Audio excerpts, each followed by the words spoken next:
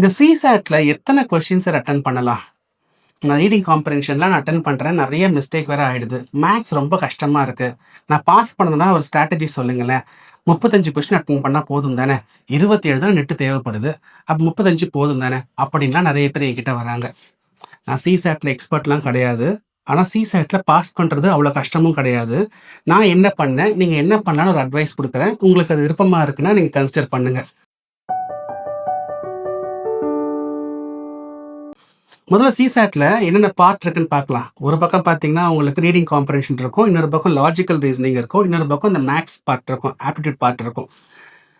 நீங்க இங்கிலீஷும், லாஜிக்கல் ரீசனிங்கும் சேர்த்தீங்கன்னா, ஒரு 38லேருந்து 40 கொஸ்டின் வரும். ஒரு 25லேருந்து 28 கொஸ்டின் இங்கிலீஷும், ஒரு 10லேருந்து 12 கொஸ்டின் லாஜிக்கல் ரீசனிங்கும். இந்த பக்கம் பார்த்தீங்கன்னா, ஒரு 40 கொஸ்டின் பார்த்தீங்கன்னா, உங்களுக்கு அந்த மேத்ஸ் பார்ட்ல இருக்கும்.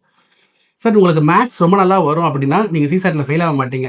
அந்த 40 கொஸ்டின்ல 30 கொஸ்டின் நீங்க அங்க அட்டெண்ட் பண்ண போறீங்க. ஒரு லாஜிக்கல் ரீசனிங் ஒரு 10, 12 அட்டெண்ட் பண்ணிடுவீங்க. ரீடிங் காம்ப்ரிஹென்ஷன்ல ஒரு 10 கொஸ்டின் அட்டெண்ட் பண்ணா போதும். நீங்க ரொம்பவே சேஃப் ஆயிடுவீங்க. ஆனா, எனக்கு மேத்ஸ் ரொம்ப கஷ்டமா இருக்கு. அங்க தான் சேலஞ்சே வரும். சரிங்களா? எப்படி நம்ம டேக்கிள் பண்ணலான்னு பார்ப்போம். இப்ப என்கிட்ட ஸ்டூடண்ட்ஸ் வந்து சொல்லுவாங்க, "சார் நான் வெறும் லாஜிக்கல் ரீசனிங், ரீடிங் காம்ப்ரிஹென்ஷன வச்சு மட்டுமே நான் சிசாட் பாஸ் பண்ணலான்னு இருக்கேன்." பண்ணலாம். அதுல இருக்கிற ப்ராப்ளத்த நான் எக்ஸ்ப்ளைன் பண்றேன். ஒரு 27, 28 பேசேஜ் ரீடிங் காம்ப்ரிஹென்ஷன் கொஸ்டின் இருக்குன்னு வச்சுப்போமே. அதுல எல்லா கேள்விக்கும் நம்மளால கரெக்ட்டா பதில் சொல்லிட முடியாது. ஒரு ஆவரேஜா ஒரு 6, 7 கொஸ்டின் நம்ம தப்பு பண்ணிருவோம். ஏன்னா, அதுல ரொம்ப சப்ஜெக்டிவிட்டி இருக்குங்க. 1+1 2ங்கிற மாரி ஆன்சர் இருக்காது. இந்த பேசேஜ் கொஸ்டின் செட் பண்ணவங்களுக்கு ஒரு எண்ணம் இருக்கும். சால்வ் பண்ற நமக்கு ஒரு எண்ணம் இருக்கும். அதனால எக்ஸாக்ட்டான ஆன்சர் கிடைச்சிரும்னு கிடையாது. நீங்க என்ன பண்ணாலுமே, எவ்வளோ பெரிய ஆளா இருந்தாலுமே, அங்க குறைஞ்சது ஒரு 4 மிஸ்டேக்காவது நடக்கும். 6 மிஸ்டேக்ங்கிறது ஆவரேஜா நடக்கும். இந்த பக்கம் 12 லாஜிக்கல் ரீசனிங் கொஸ்டின் கேட்குறாங்கன்னு வச்சுப்போம். இந்த லாஜிக்கல் ரீசனிங்ல என்ன ப்ராப்ளம்னா, அது ரொம்ப டைம் கன்சியூமிங்கா இருக்கும். நீங்க ஏதோ ஒரு லாஜிக்ல போட ஆரம்பிச்சு திடீர்னு ஆன்சர் வரலன்னு வைங்களேன், நீங்க ஸ்ட்ரெஸ் ஆயிடுவீங்க.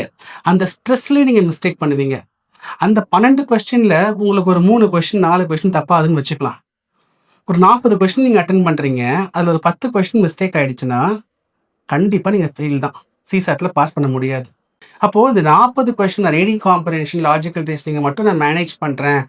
நீங்க கண்டிப்பா மேனேஜ் பண்ண முடியாதுன்னு நான் சொல்லலைங்க. ஆனா பிராக்டிகலா இந்த டிஃபிகல்டி இருக்குங்கிறத உங்களுக்கு நான் உணர்த்துறேன்.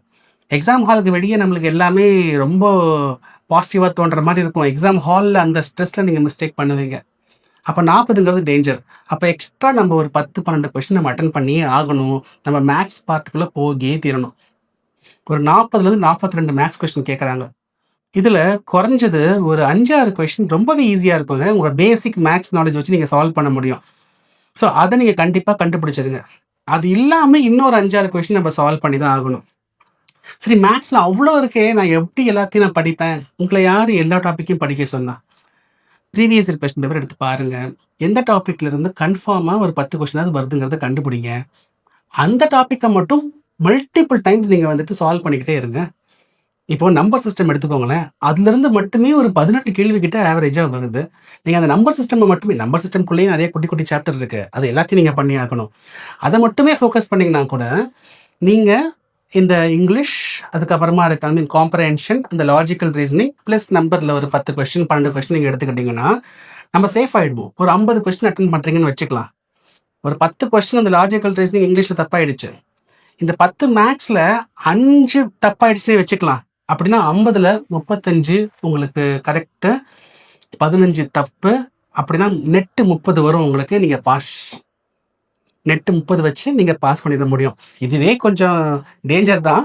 பட் இருந்தாலுமே குறைஞ்சது 50 கொஸ்டின்ங்க. நீங்க சிசாட்ல ஒரு 52, 53 கொஸ்டின் நீங்க அட்டெண்ட் பண்ணிட்டீங்கன்னு வச்சுக்கோங்களேன். நீங்க ஹேப்பியா வந்துருங்க. நீங்க கண்டிப்பா பாஸ் பண்ணிடுவீங்க. ஆனா 35, 36, 37ன்னு அட்டெண்ட் பண்ணிட்டு வந்தீங்கன்னா, ரொம்பவே பயமுறுத்தி விட்டுருவாங்க. நீங்க ஜிஎஸ் எவ்வளோ நல்லா பண்ணியிருந்தாலுமே, சிசாட் உங்கள தள்ளி விட்டுரும்.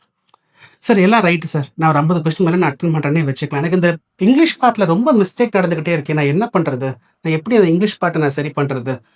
இங்க பாருங்க, நான் ஏற்கனவே சொன்ன மாரி நான் சிசாட் எக்ஸ்பர்ட்லாம் கிடையாது. உங்க சிசாட் ஃபேக்கல்டீஸ முடிஞ்சா போய் பார்த்து சால்வ் பண்ணுங்க.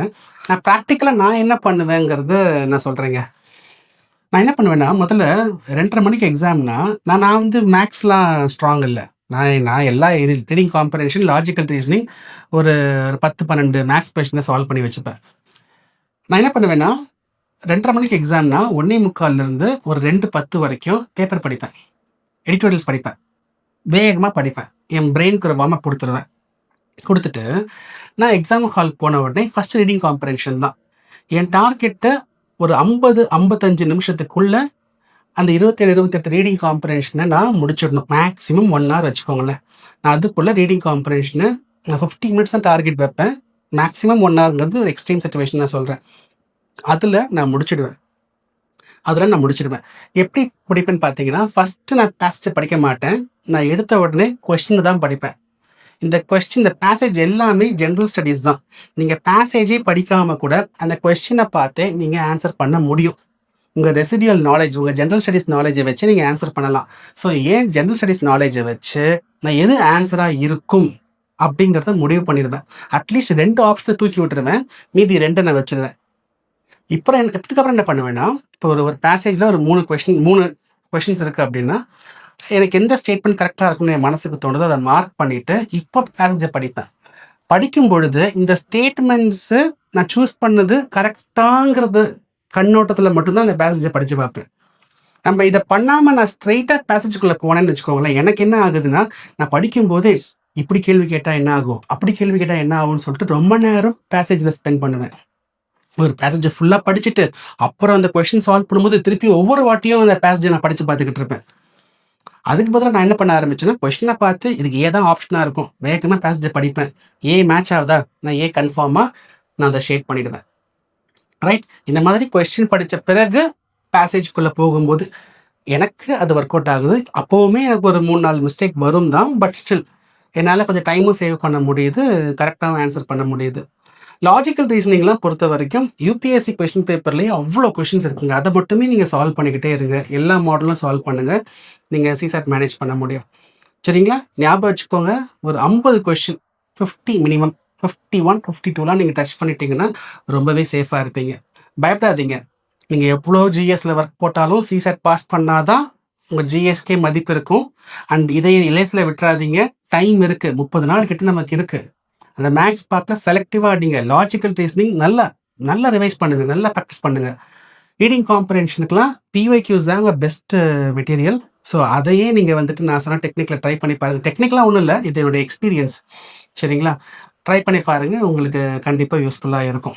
ரைட், நான் அடுத்த வீடியோவில் டைம் மேனேஜ்மெண்ட் எக்ஸாக்டாக அந்த எக்ஸாம் 2 hours நமக்கு இருக்கு இல்லையா எக்ஸாம் ஹாலில், அந்த டைம் மேனேஜ்மெண்ட் எப்படி பண்ணணும், எப்போ நம்ம ஷேட் பண்ணணும், எந்த இன்டர்வலில் ஷேட் பண்ணணும், அதை பற்றி நான் உங்களுக்கு ஒரு வீடியோ பண்ணுறேன்.